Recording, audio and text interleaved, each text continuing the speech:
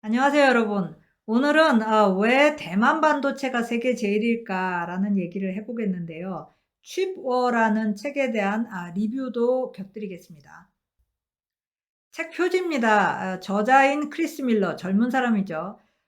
부제는 이 세상에서 가장 중요한 기술을 두고 벌리는 싸움, 이렇게 돼 있습니다. 올해 책이 나와서 정말 시적절한 거죠. 예, 연말이 돼서 여기저기서 올해의 도서를 선정하는데 이코노미스트에서도 칩워가 선정이 됐고요. 그리고 파이낸셜 타임스에서도 선정이 됐는데 이코노미스트는 여러 권 선정하는데 파이낸셜 타임스는 딱 한 권 선정해서 상을 줍니다. 비즈니스 북 오브 더 이어 어워드를 주는데 이 상을 칩워가 받게 된 거죠. 저는 이 책을 몇 달 전에 아마존에서 이북으로 샀는데요. 이 특징이 한 번 읽기 시작하면 놓기가 어려운 책입니다. 그만큼 재밌어요. 이 저자인 크리스 밀러가 이 책을 쓰게 된 이유도 또 재밌는데요. 원래 크리스 밀러는 반도체와 관련이 있는 사람은 아니고요. 경제사학자입니다. 전공이 소련 경제, 러시아 경제 이쪽인데 그래서 이 칩워 전에 썼던 책의 제목이 푸티노믹스입니다. 푸틴의 경제학이라는 책이죠. 그런데 이쪽을 연구하다 보니까 소련이 미국과의 군비 경쟁에서 패한 이유가 반도체에 있었다. 이런 결론에 도달한 거예요. 소련 반도체 기술이 미국과는 상대가 안 돼서 결국은 이 무기의 정확도가 떨어졌다. 그러니까 전자적인 제어가 안 됐다라는 거죠. 그래서 패배했다라는 결론에 도달하면서 반도체에 흥미를 갖게 됐다고 합니다. 거기에다가 또 중국이 석유를 수입하는 데 쓰는 돈보다 반도체 수입에 돈을 더 많이 쓴다라는 데이터를 발견을 하고 진짜 이게 맞는 얘기인가를 몇 번이나 확인을 했다고 해요. 그러면서 반도체를 중심에 놓고 연구를 하게 된 겁니다. 2017년부터 5년 동안 연구하고 집필해서 올해 책을 출간했습니다. 내용이 굉장히 탄탄하고요. 이 책을 읽다 보면 반도체 산업은 정말 인재 경쟁이고 지정학적 경쟁이구나 라는 거를 그냥 느낄 수가 있습니다. 자, 국제 관계의 역동성이 반도체 산업을 변화시켰죠. 처음에 미국이 압도적인 우위를 점하고 있었고요.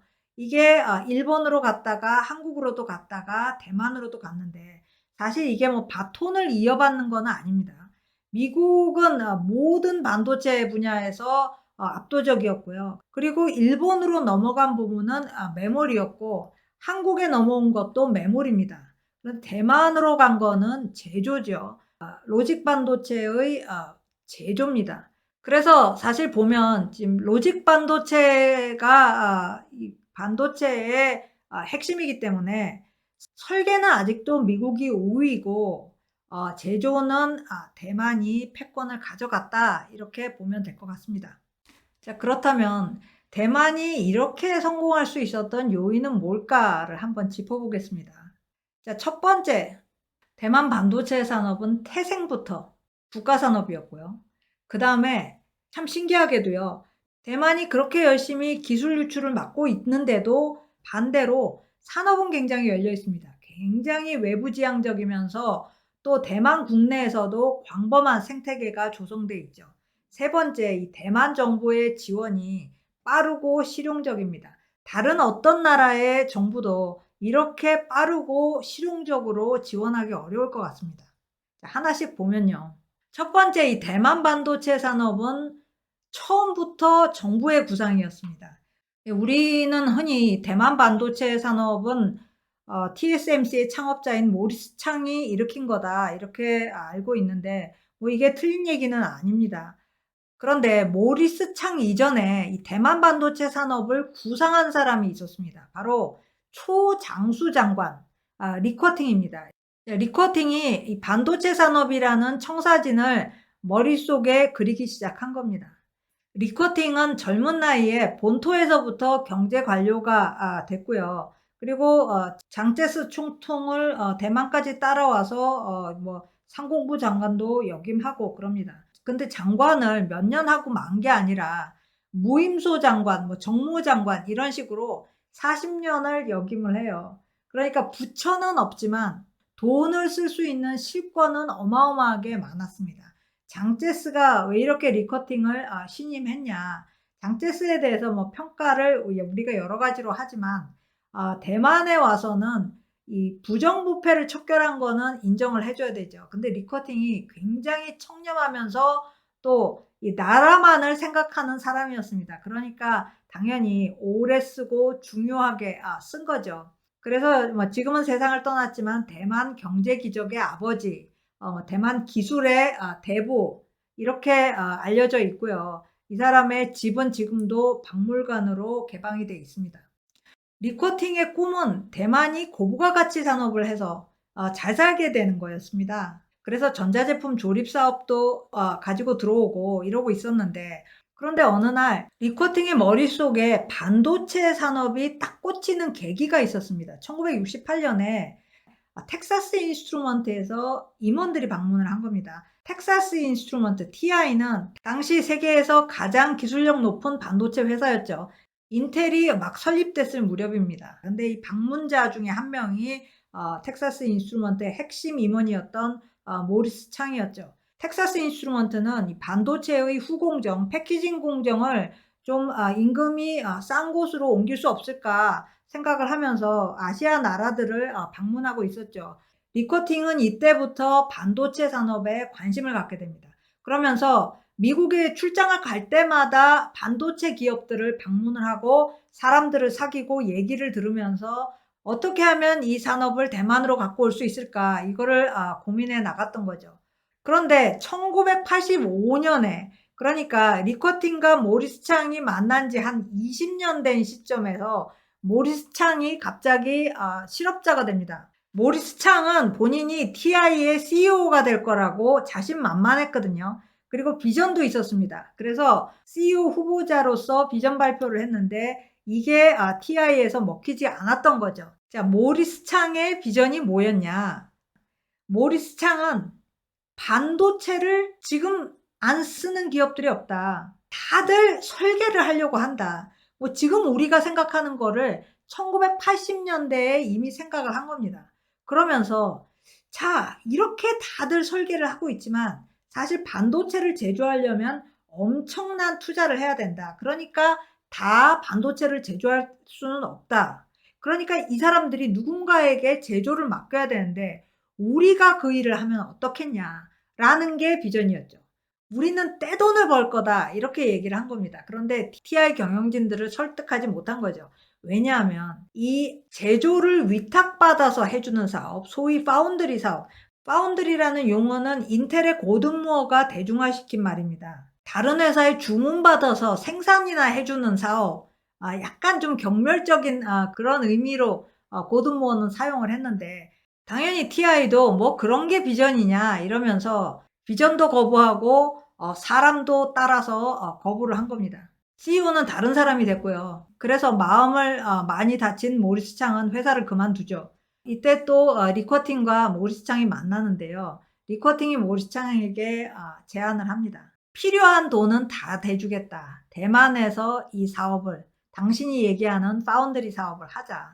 처음에는 설득이 안 돼요. 모리스 창에게는 대만은 굉장히 생소한 나라였습니다. 태어나기는 중국에서 태어났지만 일찌감치 가족이 홍콩으로 피난을 왔죠. 그래서 홍콩에서 고등학교까지 다니고 대학을 미국으로 갑니다. 하버드에 가서 하버드에 입학했는데 한 학기 만에 아니다. 내가 갈 길은 MIT가 더 맞겠다. 이러면서 MIT로 학교를 옮겨서 거기서 계속 학교를 다녔죠. 거기서 뭐 석사도 하고 박사는 하다가 이제 중간에 그만두고 이제 회사 생활을 시작을 하죠. 그런데 갑자기 대만이라니 그러니까 사실은 미국인과 거의 다름없는 사람이었습니다. 그런데 대만으로 초청을 받으니까 여러 가지로 이제 고민이 되는 거죠. 그래서 처음에는 대만의 이트리, 우리나라 키스트 같은 곳입니다. 대만 공업기술원의 원장직으로 이제 오게 되고요.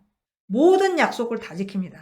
정부가 할 수 있는 거는 다 해줬습니다. 신주과학공원, 공단입니다. 공단을 만들어 놓고 거기에 이제 패키징하는 UMC가 들어가 있었는데 그 옆에 엄청나게 큰 TSMC 공장도 지어주고 또 제일 중요한 게 누구한테 기술 이전을 받아야 제조를 할 거잖아요.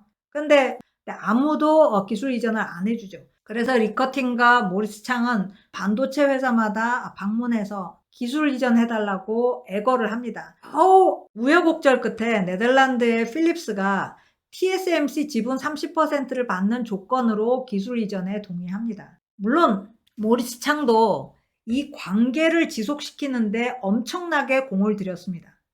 하지만 정부의 암묵적인 개런티도 굉장히 큰 힘을 발휘했죠. 이런 걸 보더라도 대만의 반도체 산업은 국가 산업이었던 거죠. 자, 두 번째는요. 대만이 눈을 부릅뜨고 이 기술 유출을 막고 있는 것과는 달리 사실은 굉장히 개방적인 생태계가 만들어져 있습니다.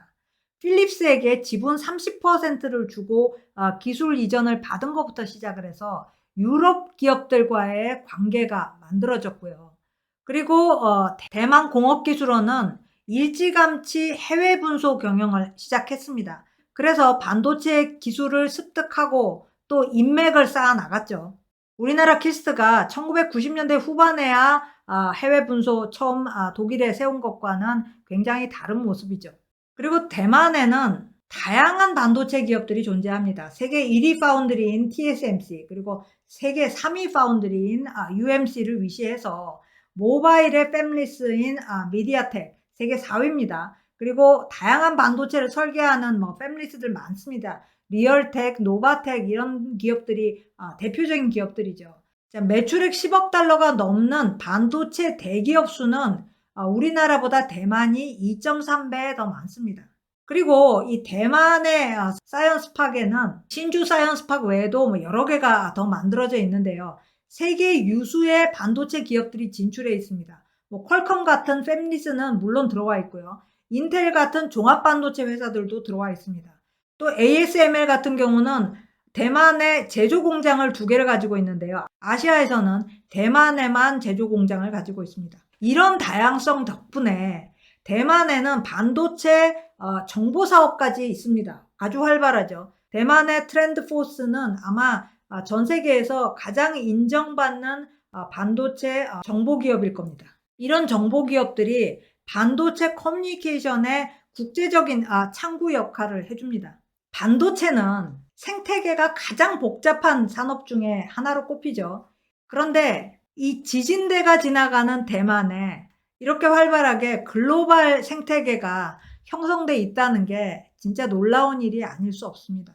자, 대만 반도체 사업 성공의 세 번째 요인은 정부의 실용적인 지원입니다. 앞에서 대만 반도체 산업은 태생적으로 국가 산업이었다. 이렇게 말씀을 드렸는데 이게 꼭 반드시 항상 장점으로 작용하는 건 아니죠. 국가 산업은 관료주의화하기 쉽습니다. 그런데 대만은 형식보다도 실질을 중시하는 나라로 알려져 있고 이런 면모가 정부의 반도체 산업 지원에서 가장 잘 드러나는 것 같습니다. 올해 2월에 반도체 인력 확보 문제가 경제 발전의 가장 큰 걸림돌이다. 이런 진단이 나왔습니다. 자, 이 진단이 나오고 단 2개월 만인 올 4월에 차이잉원 총통이 총통령을 발령을 하는데요. 5개의 신규 교육기관 개설이 그 골자입니다. 그런데 이 내용을 잘 들여다보면 대만 실용주의를 실감할 수 있는데요. 우리나라는 5년 안에 10만 명의 반도체 인력을 양성하겠다 이런 식으로 얘기를 하잖아요. 그런데 대만 총통령은 결이 완전히 달랐습니다. 우선 이 신규 교육기관 반도체 아카데미입니다. 그런데 이거는 무에서 유로 어디 만드는 것이 아니라 기존의 반도체 중점대학교 안에 개설되는 코스입니다. 이 반도체 아카데미는 석박사 과정이 있는데요. 석사 과정은 2년짜리를 1년으로 집중화하고 단축화합니다. 그리고 인원은 100명입니다. 5개 중점대학이니까 총 500명이 1년 만에 만들어지는 거죠. 석사 과정을 이수한 반도체 인력이 500명 만들어지는 겁니다. 그런데요. 여기 또 재미난 게 이 사람들은 전부 해외에서 오는 사람들입니다. 왜냐하면 대만도 이공계 기피가 심합니다. 이미 할 사람들은 다 하고 있어요. 여기에 추가적으로 사람을 늘리려면 해외에서 받는 수밖에 없습니다. 반도체 산업이 아직 제대로 만들어지지 않은 나라의 인력을 우리가 무상으로 받아서 교육을 시키겠다. 그리고 대만에서 일을 하다가 그리고 나서 너희 나라의 반도체 산업이 만들어지면 그때는 귀국하라는 겁니다. 자, 즉시 실행으로 옮겨지는 총통령. 우리나라도 정부가 8월에 반도체 산업에 전폭 지원하겠다라고 약속을 했지만 아직까지 실질적인 진척이 없는 상태입니다. 반도체 산업은 속도의 산업입니다. 치명적인 시간이 흘러가고 있는 거죠. 한국은 아직까지는 문제의식이 충분치 않은 것 같습니다. 좀 미진한 것 같아요. 반도체 산업을 뭐 국가가 주도하는 것은 물론 아니고 국가가 지원도 제대로 못 해주고 있습니다. 한국 반도체가 정말 중대한 기로에 서 있다는 것을 인식 못하고 있는 것 같습니다. 그렇다면 대만은 앞으로 전망이 밝으냐? 꼭 그렇지만은 않습니다. 크리스 밀러의 칩워 마지막 장의 제목이 The Taiwan Dilemma입니다. 대만 반도체 산업을 어떻게 끌고 갈 것이냐? 미국은 여기에 어떻게 접근을 할 것이냐? 전 세계에서 가장 긴장도가 높은 지역에 반도체 산업의 핵심이 있습니다. 그러니까 참 사실 쉽지 않은 거죠. 대만도 쉽지 않고 뭐 미국도 쉽지 않습니다. 그러나 지금 움직이지 않고 있는 우리나라는 더 문제가 큽니다. 자, 오늘 스캔 여기까지 하겠습니다. 고맙습니다.